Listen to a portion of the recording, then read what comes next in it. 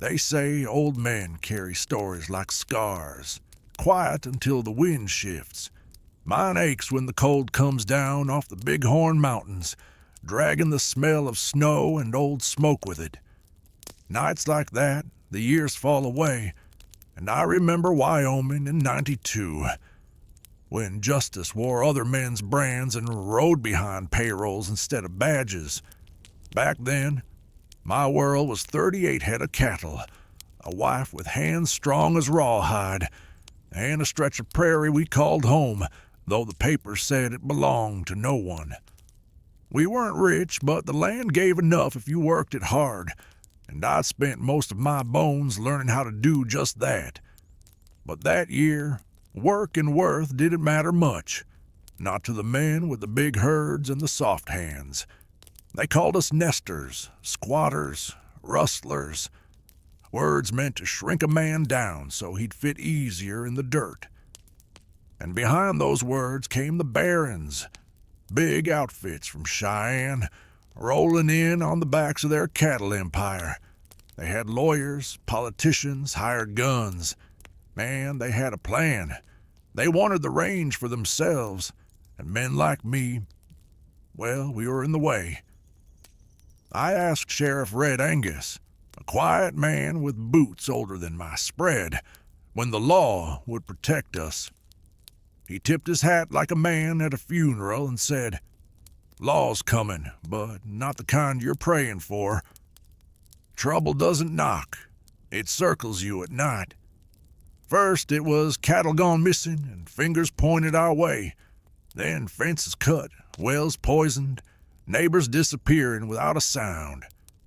One morning, I found my gate swinging open, blood on the frost, and my best steer gone.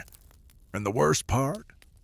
I already knew whose saddle the tracks belonged to. But the law didn't come for them. No, the law came riding with them. Word travels fast in country where a man's got nothing better to do than to talk over coffee. We heard whispers about a list, a death list, names of so-called rustlers the barons wanted gone. Some said it was 20 men, some said 70. Nobody knew the number, but everyone knew the first name, Nate Champion. Nate was a small rancher like me, a wiry man with a laugh that could make the dogs bark. Worked hard, kept his fences tight, never stole a thing in his life. But he had something they hated worse than a thief: pride. He didn't bend, and in the spring of 1892, they decided to break him. It was cold when the invaders rode in, about 50 of them, they say. Some Texans with guns for hire, some local, respectable men. They had a train car waiting down in Cheyenne and came north like an iron storm, quiet and mean. They surrounded Nate's cabin at KC Ranch before the sun even broke the horizon. Inside that cabin, Nate and Nick Ray woke up to the sound of horses shifting in the brush. Nick was shot down on the porch before he even got his boots on. Nate dragged him back in, blood streaking across the floorboards, and started the longest day a man ever faced alone. We didn't see it, but later we heard the story in every saloon and stable in Johnson County. How Nate kept a rifle in one hand and a pencil in the other, writing notes in his journal between gunshots. How the bullets chewed through the logs like termites. How smoke filled the cabin and still he wouldn't surrender. One of his last lines, they say, was this: "Boys, I feel pretty lonesome just now. I've heard men pray, scream, and curse their mothers, but I've never heard words like those. That's not a man begging, that's a man looking death in the eye and nodding." By noon, the invaders lit the cabin on fire. Flames climbed the walls like snakes, licking at the roof beams. Nate walked out through the smoke with his Winchester and his Colt, and they cut him down before he took 3 steps. They wanted him dead, but he made them remember his name. That night, the wind carried the story to town. By morning, the county was awake. I rode with Jack Flagg, a friend who always smelled the tobacco and bad luck, and a handful of men to Buffalo. The sheriff called for a posse. Farmers, ranchers, drifters, merchants, not trained soldiers, just neighbors with rifles, faces carved hard by wind and winter. We swore nothing formal, no flag, no sermon, just quiet looks between men who'd had enough. We mounted up and rode. It wasn't courage that pushed us forward. It was something older, anger, fear, and the kind of loyalty only born from shared hunger. The invaders had holed up at the TA ranch. They had dug rifle pits and barricaded the house like they owned the world. And maybe they thought they did. After all, they'd bought the governor, had senators on telegram, and the U.S. cavalry one message away. We surrounded them. They had 50 guns, we had 200 hearts and not enough bullets, but we had the land on our side. Cold wind, thick sagebrush, time. For 2 days we waited them out. The crack of distant rifles, the stink of coffee and sweat. Someone's horse whinnied and got shot. Men whispered their last wishes, just in case the dawn wasn't theirs to see. At night, the stars looked down on us like judges. When the soldiers finally came, their sabers gleamed like ice. The cavalry wasn't there to save us. They were there to save the men who killed Nate Champion. The governor, a baron in a suit, had pulled his strings, and the law came wearing blue coats. We watched as the invaders marched out under federal guard. No punishment, no trial that mattered. Just a handshake with Washington. Some of our boys spat in the dirt. Some cried. I just stared at the snow, thinking of Nate. The papers later called it the Johnson County War, like it was a proper war, with lines and banners and clean endings. But it wasn't. War's end.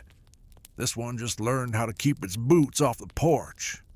I went back to my land, fixed fences, buried a dog that died that winter, watched the big outfits grow fat while the little men thinned out like mist.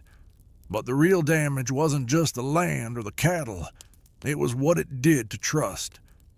Before Nate died, you could walk into a saloon and nod to a stranger, and that nod meant something. After Nate died, every man's nod came with a question. Which side are you on? Some folks sold their spreads and moved east. Some bent the knee and worked for the same barons who'd burned them out.